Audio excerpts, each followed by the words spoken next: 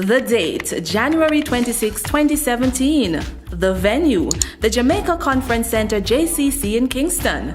The event, the 2017 Jamaica Anti-Doping Commission JADCO Symposium.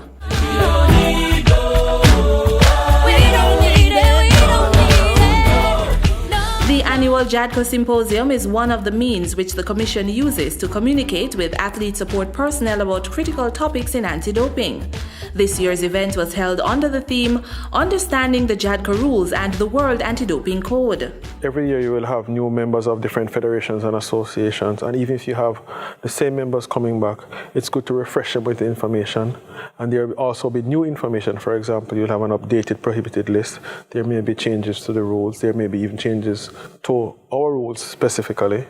And also it gives an opportunity for fresh dialogue to see how best we can improve in our services to these federations and associations.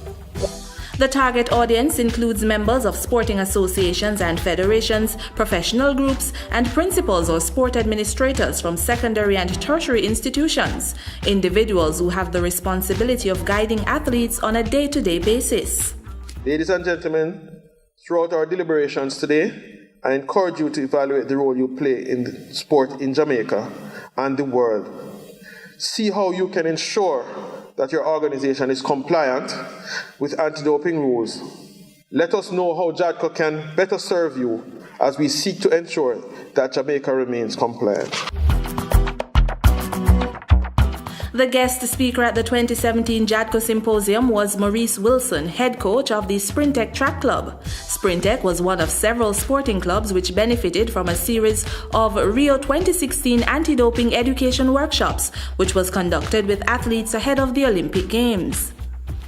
Coaches and athletes see JADCO sometimes, or WADA, as that big bad body that wants everybody to test positive. I think they saw the human side of JADCO, based on the fact that they did that relation with the Zika and so on. They actually realized that they were trying to educate them and to protect them. So, as a coach myself, sometimes I felt adverse to the policing of this body. But I think the education process went well.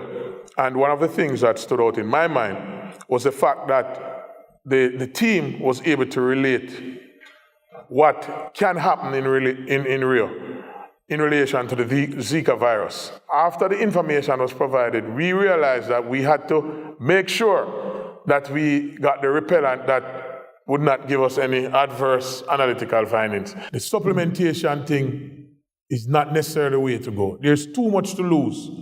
So athletes will need to consider if hard training and a strong mental attitude is going to take them to the top. Or is it that for the added advantage, they will take the chance of using supplementation? I am going to support JADCO, even though maybe a couple of months ago I would not be so friendly. But now I am overly friendly, and I'm going to say that be very careful of supplementation. Participants at this year's symposium were able to learn more about JADCO's functions and responsibilities and the doping control process. They were also able to ask questions and interact with the JADCO team. The event also included an afternoon session which featured a presentation on understanding the JADCO rules and the World Anti-Doping Code. People need to understand that it's the JADCO rules that governs what happens in terms of anti-doping in sport in Jamaica. And so we talk a lot about the code, yes, but the rules are important because this is our rules that guides day-to-day operations of anti-doping in Jamaica. So they need to know what are their responsibilities as a sporting federation or association under our rules. You need to be knowledgeable of the rules. Ignorance is not bliss. And ignorance is no excuse. Mr. Brown's presentation was followed by a roundtable discussion focused on how athlete support personnel can assist in sharing information on anti-doping. The participants were invited to present some of the ideas from their discussion.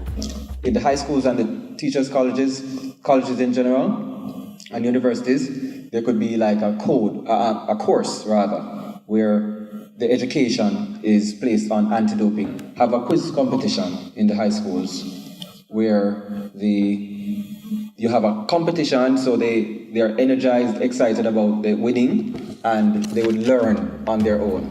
The participants definitely appreciated the opportunity and left with a wealth of information which they promised to share. I knew some of the rules from the past, but that was long ago, so I kind of got a refreshment about how the things go. I would encourage people to come because they need to know. The young athletes, they really need to know what they're going to deal with if they go to the national level, if they go to on a serious level competition. It was very clear the answers were given today. I teach physical education to the 6th level, and it is a requirement, a part of the syllabus. I actually just finished teaching this topic in class, so I have to go back, impart that back to my students and also my players who are coach as well, just to get them familiarized with the whole doping control process and so forth. It was a refreshers course. We tried to participate in a JADCO workshop at least once because we are also responsible for imparting knowledge to our members. I think the execution of it was brilliant. I think all of us are leaving with a better knowledge of everything with regard to anti-doping, so we can then educate our members and our players accordingly and properly. The Jamaica Anti-Doping Commission, committed to the fight against doping in sport. For more on the work of JADCO, contact their office at 5 to 9 South Odeon Avenue, Kingston 10, telephone 929-3500, or log on to www.jadco.gov.jm.